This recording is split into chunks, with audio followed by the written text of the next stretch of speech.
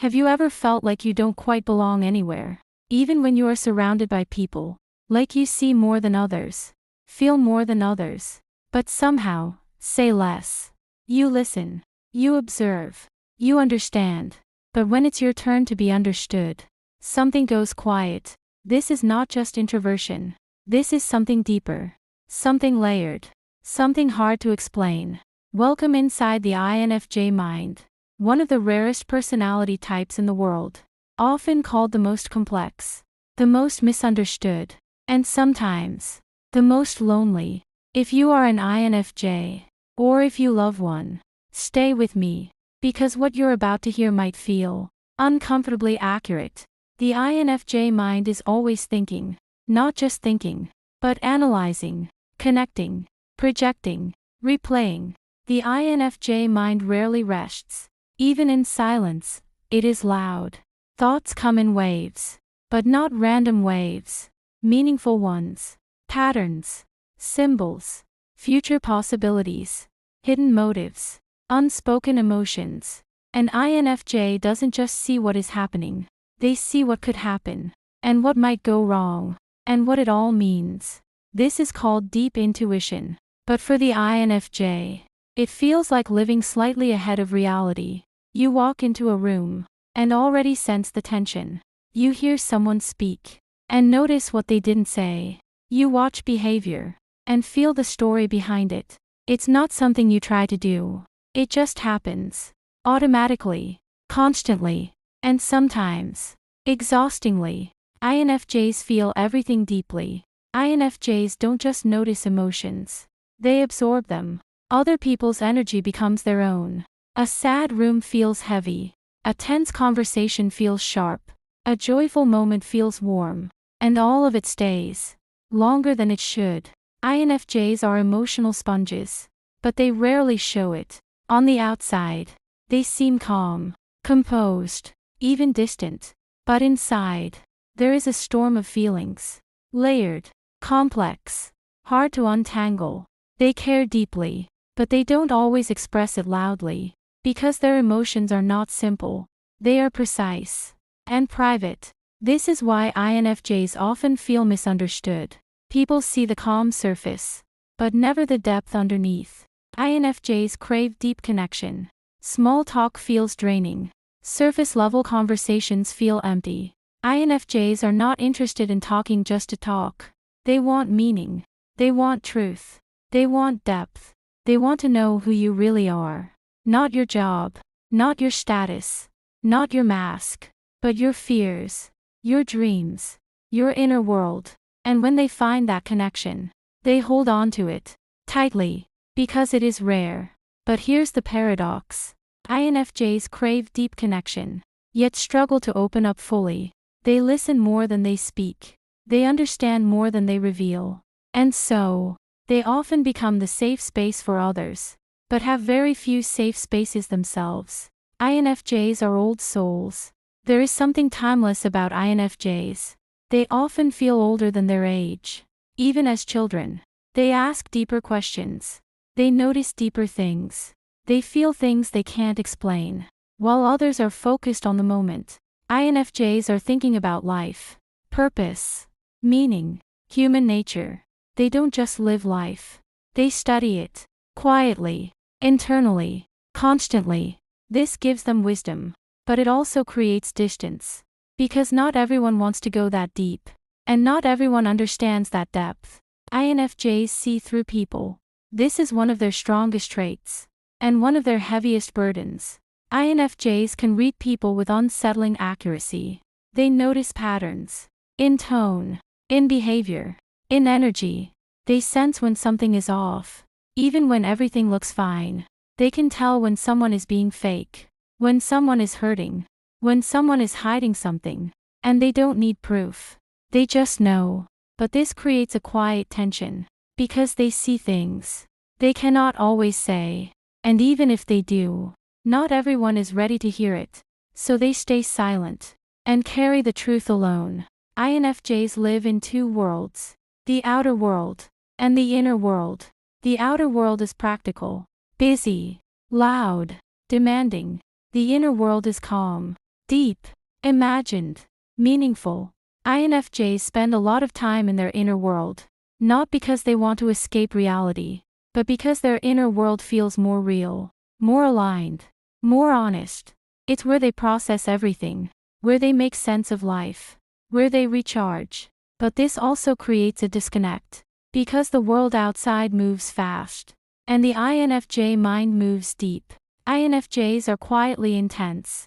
They may not be loud, they may not seek attention, but their intensity is undeniable. When they care deeply. When they love fully. When they believe in something, they stand by it with conviction. But it's not always visible.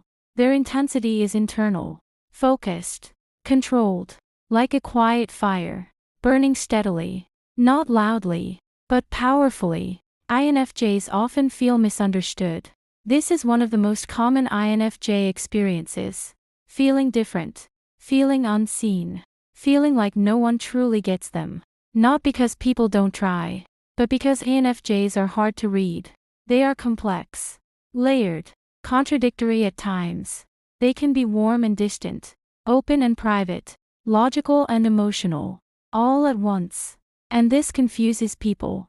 So INFJs learn to adapt, to fit in, to blend. But deep down, they still feel separate. INFJs need alone time, not just to relax, but to reset, to process, to return to themselves. After social interaction, even good interaction, INFJs feel drained, because they give so much. They listen deeply, they feel deeply, they absorb everything, and that takes energy. So they retreat, not because they don't care, but because they need to recharge. In silence, in solitude, in their own thoughts. INFJs think about the future constantly. They don't just live in the present. They project forward. They imagine outcomes. They analyze possibilities. This can be a strength. It helps them plan, prepare, understand consequences. But it can also become overwhelming. Because the mind doesn't stop. It keeps going. What if this happens? What if that goes wrong? What does this mean long term? And so, the INFJ mind can become heavy, filled with possibilities, both good and bad. INFJs overthink almost everything. It starts small. A conversation, a message, a simple look. But the mind doesn't leave it there. It goes deeper. Why did they say that? Did I respond the right way? Did something feel off? Was there a hidden meaning?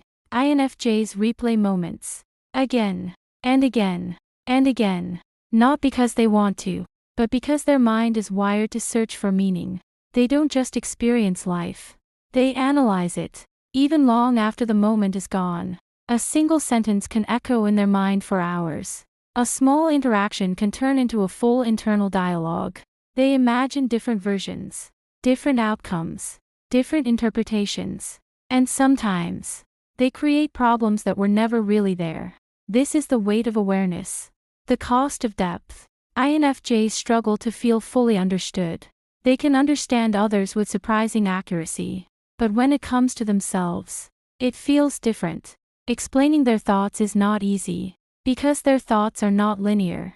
They are layered, emotional, abstract, sometimes even contradictory. They feel too much at once.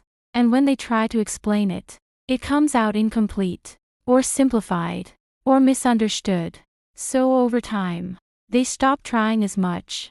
They keep things inside, not because they want to hide, but because they don't know how to translate what they feel into something others can easily grasp. INFJs give more than they receive. They listen deeply. They support quietly. They show up emotionally, even when they are struggling themselves. INFJs are natural givers. Not for attention, not for praise, but because they genuinely care. They notice when someone is hurting, even when no one else sees it. And they step in, gently, without making it about themselves. But here's the problem. They give so much that they forget to check if it's being returned. They pour energy into others, time, emotion, understanding, and often, they don't get the same depth back. Not because people don't care, but because not everyone loves that deeply, or sees that deeply. So INFJs slowly feel drained, unbalanced, emotionally tired, and sometimes invisible. INFJs are selective with people. They may seem friendly to many, but close to very few. Trust is not given easily. It is built slowly, carefully, and once it's broken, it's hard to repair. INFJs don't want many connections. They want real ones, deep ones, honest ones. They would rather have one meaningful relationship than 10 shallow ones. So they observe. They watch how people act, not just how they speak. They notice consistency, intentions, energy, and only when they feel safe do they open up. Even then, only partially at first. Because vulnerability is not easy for them. It feels risky, exposing, permanent. INFJs notice what others ignore.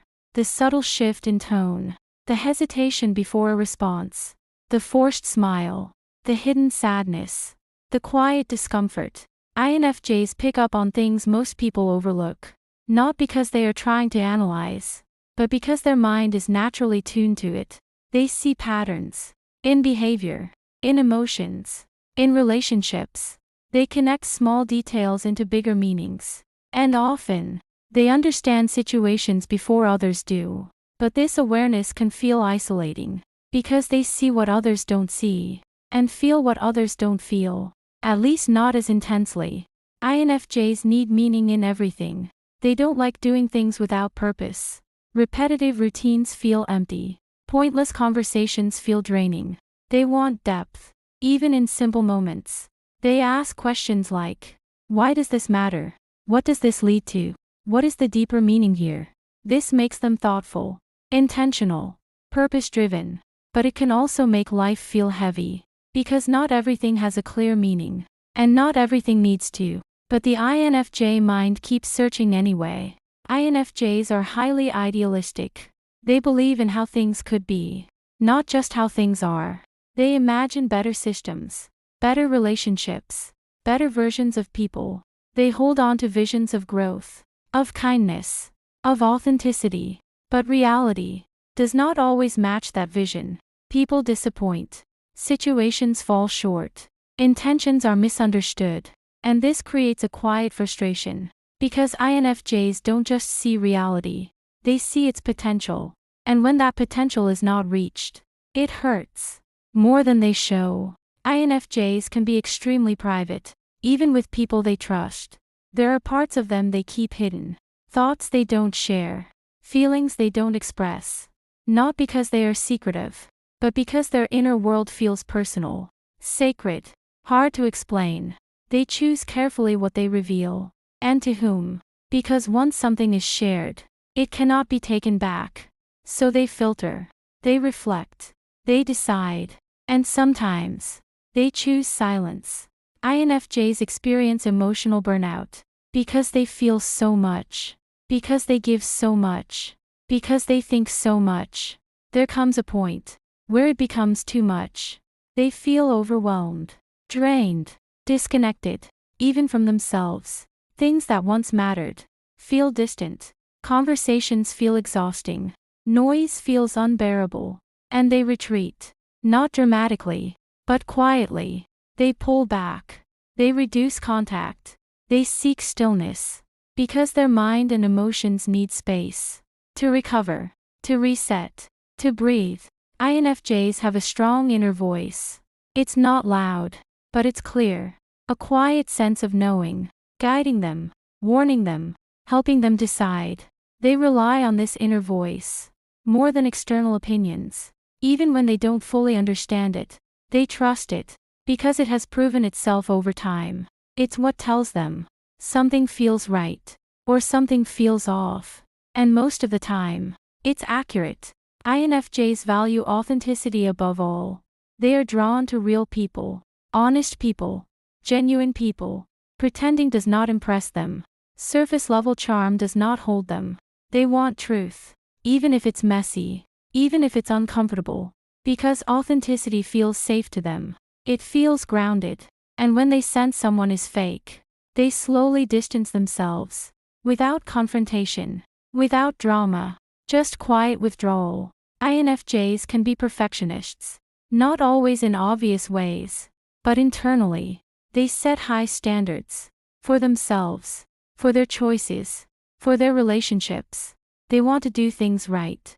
Say the right words. Make the right impact. And when they feel they fall short, they are hard on themselves. They reflect. They analyze. They replay. They try to improve. Constantly. But sometimes, this becomes pressure. Silent pressure. That no one else sees.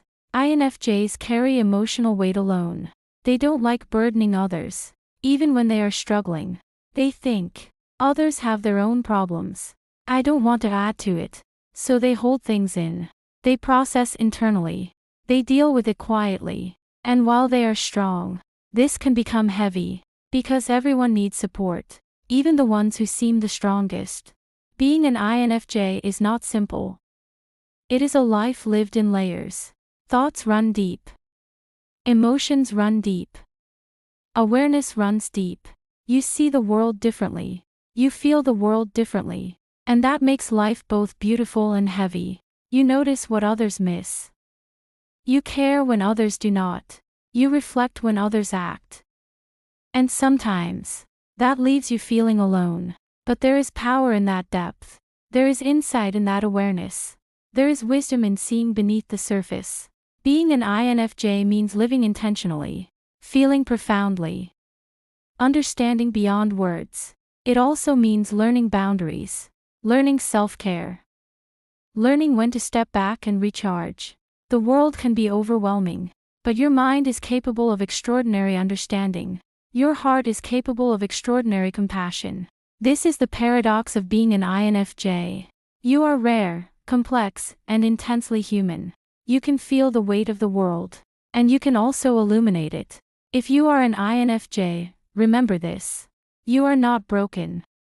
You are not too much. You are simply rare. And the world needs your depth, your insight, and your quiet strength.